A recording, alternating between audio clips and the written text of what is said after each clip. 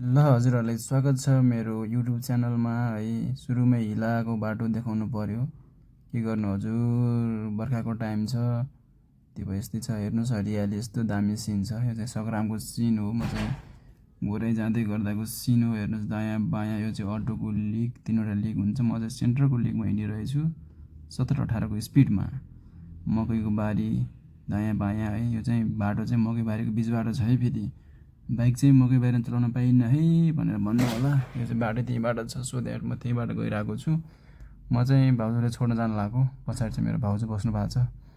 भाउजूको आमा यानि कि मेरो सासू भनौँ, हामीले चाहिँ मगर भाषा माइजू भनेर भन्छौँ। उहाँ चाहिँ बिरामी हुनुभएको छ अरे, त्यो भएर भाउजू चाहिँ जाँदै हुनुहुन्छ। म चाहिँ छोड्न जानु लागेको। त्यो उहाँलाई चाहिँ स्वास्थ्यको शीघ्र लाभको शुभकामना भन्दै हामी चाहिँ यहाँ पुग्यौँ छिलिकोट चोक। धेरै जानु भएको छ होला छिलिकोट, यहीँबाट जान्छ है। त टु द लेफ्ट बाटो गयो भने छिलिकोट जान्छ।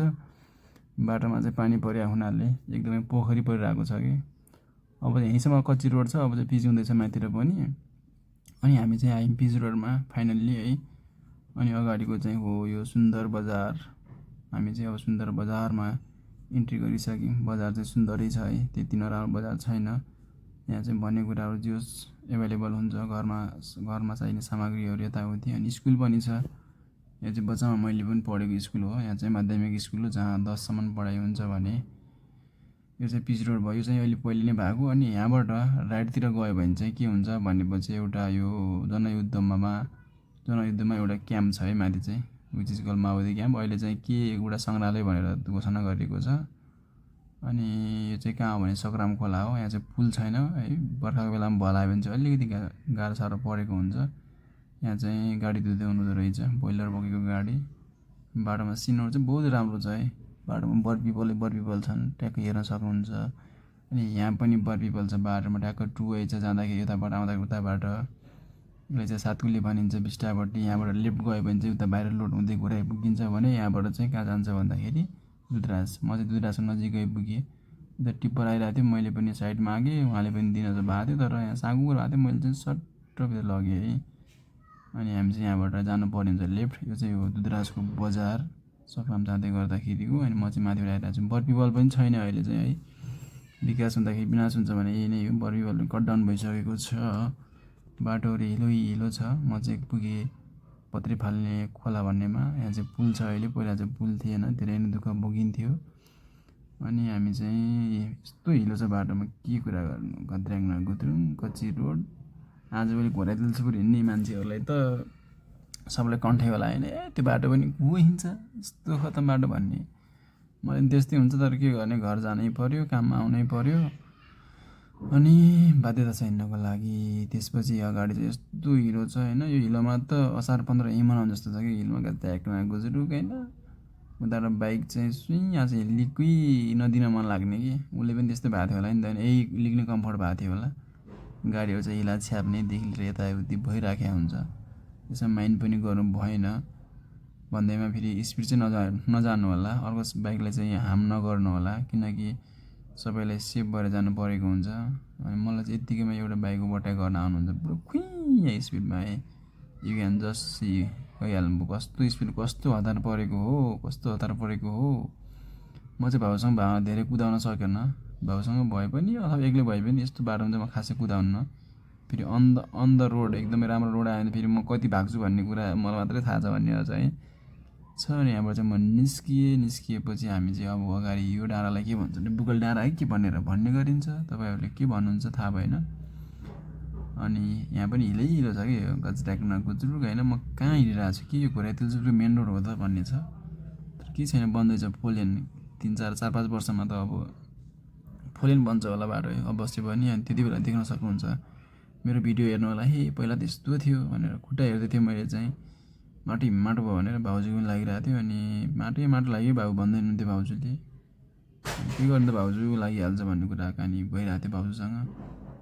त्यसपछि हामी पुग्यौँ खैरा, उचिजकल खैरिहाल्छ। यहाँ पनि पहिला एउटा पिपल थियो, अहिले चाहिँ काटिहालेँ।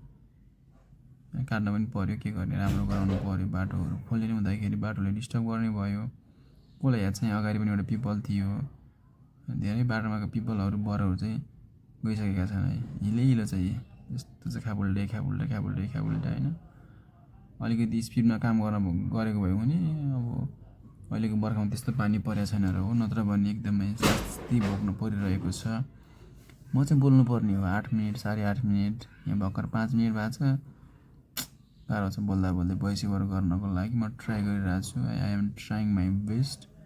अनि यहाँ चाहिँ के भयो भन्दाखेरि लिलो छ यहाँ पनि गच्री गरेर। मेरो चाहिँ बाइकको पछाडिको टायरहरू पनि अलिक सेफ्टी भइसकेको छ, सेफ्टी भन्नाले गइसकेको छ। चिप्लिन्छ कि भन्ने डर लाग्छ। एक्लै चिप्ले त के भएन, भाउजूहरूसँग घरमा आमाहरूसँग दिदीहरूसँग भयो भने चाहिँ अलिकति समस्या हुन्छ। सो द्याट म चाहिँ कहाँ पुगेँ भनेपछि अमरैभन्दा अगाडि पुगेँ। अनि गाडी आउँदै थियो, म चाहिँ अर्को लिक हालिहालेँ, आफू सेफ हुँ भन्ने तरिकाले। यही बिचमै हिँड्नुपर्छ र यस्तो गद्रेक गुद्रुक हिँड्नुभन्दा त भनेर। तपाईँलाई थाहा छ होला, यहाँनिर लास्टै चेकिङ भइरहेको हुन्छ, बेला बेलामा लास्ट कडा चेक भइरहेको हुन्छ। म अस्ति नै एमा फसेको थिएँ, जो भिडियो टिकटकमा अलिक भाइरल पनि गएको छ। Not according to the likes, according to the views एकदमै गएको छ, राम्रो गएको छ अरूभन्दा। अनि यो चाहिँ हो सेवार खोलाको नजिक, उताबाट घाम परेर मैले हेर्नै सकिरहेको थिएन। धन्न मेरो हेलमेटमा डबल भाइजर छ, एउटा सानो आँखा मात्रै छेक्ने, एउटा चाहिँ पुरै त्यो लगाइसकेपछि म चाहिँ able to observe the road होइन, नत्र भने एकदमै गाह्रो भएको थियो। अनि गाडीहरू पनि आउने जाने गरेर हुन्छ नि बिस्तारै। के गर्नु, बर्खामा यही मजा भन्ने कि अब के भन्ने होइन। पानीमा चोत्लाम जाने, त्यही माथि मेरो बाइक एउटै खाल्टामा छिर्नु हुन्न, पुरै फोहोर भइदिन्छ। फेरि धुन पऱ्यो, आफूले धोएर पनि सकिँदैन, हुँदैन। अनि फेरि खाल्टो हेर्नुहोस् यस्तो छ।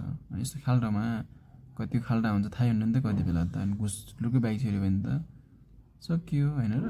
यहाँ चाहिँ हम्पाइपले काम चलिरहेको छ, पानी ठुलो आयो भने त हम्पाइप हालिदिन्छ होला। त्यो होप त्यस्तो नहोस्। खाल्टा खुल्टीहरू छन्, ओहो कस्तो खराब भइरहेछ बाटोहरू भन्ने भइरहेको थियो। मैले चाहिँ भोइस ओभर किन गरिरहेको छु भन्दाखेरि आई डोन्ट हेभ माइक है, मसँग माइक छैन। माइक चाहिँ अलिक कस्टली पर्दो रहेछ किन्न, मेरो स्यालेरी पनि आएको छैन। सो द्याट भोइसको क्वालिटी एकदमै ब्याड थियो कि, त्यो भएर चाहिँ म भोइस ओभर गरिरहेको छु अहिले कस्तो पनि हुन्छ भनेर चेक गर्नको लागि। कुरा गर्दा गर्दै हामी आइपुग्यौँ तुलसीपुर चोक। गोराइमा चाहिँ गोराइमा भएको चोकलाई तुलसीपुर चोक भनिन्छ। सानोमा म पनि बुझ्थेन के भनिरहेको होला, गोराइमा चाहिँ के तुलसीपुर चोक भन्छन् भनेको चाहिँ यो त तुलसीपुर जाने चोक भएको हुनाले तुलसीपुर चोक भनिँदो रहेछ। अनि भाउजू जानुपर्ने चाहिँ लम्मै हो, भाउजूको माइत चाहिँ। यहाँबाट गाडी पाउँछ कि भनेर हामी सोचिरहेको थियौँ, यहाँ पनि त्यस्तो छिटो जाने गाडी चाहिँ रहेनछ। सो द्याट यहाँ गाडी भएन भने चाहिँ उता ट्राफिकबाट जानुपर्छ भाउजू भन्ने कुरा भएको थियो। हामी फेरि ट्राफिक आइपुग्यौँ। ट्राफिक आइपछि यहाँ 3-4वटा गाडी थिए, 3टा गाडी थिए। अनि कुन चाहिँ अगाडि गाडी छिटो जान्छ कि भन्ने कन्सेप्ट थियो मेरो चाहिँ। अनि अगाडि गाडी चाहिँ यतिको रोकेको रहेछ, भाउजू चाहिँ झरेर पछाडिको गाडीमा जान लागेछ अगाडि। अनि म जान्छु बाबु भन्नु लाग्नुभयो। हुन्छ भाउजू जानुहोस् भनेर चाहिँ भने मैले। भाउजू चाहिँ क्यामेरामा आउनु भएको रहेनछ। उहाँले सोध्दै हुन्थ्यो कहाँ जाने भनेर, लम्मै जाने भनिदिएको मैले, एक हो भन्दै हुन्थ्यो। म चाहिँ अब आएँ भरतपुर, यहाँ फुटसल लिएर बिहान फुटसल खेल्दै हुनुहुन्थ्यो दाइहरू, ठुल्ठुला एजे दाइहरू। अनि म चाहिँ बाइक धुने भनेर यहाँनिर हेर्दाखेरि दायाँ बायाँ हेर्नु होला, टक्क मैले माथि हेरेँ तल हेरेँ अनि हाल्नु होला, नत्र भने मान्छेहरू आफ्नै गतिमा हुन्छन्, फेरि एक्सिडेन्ट हुनसक्छ है। अनि मलाई चाहिँ सबसे बेस्ट लाग्ने चाहिँ यहाँनिर हो, यस्तो दामी धुन्छन् है तिन भाइले। एकजना भाइ चाहिँ यस्तो दामी दिन्छ। थ्याङ्क यू फर वाचिङ है।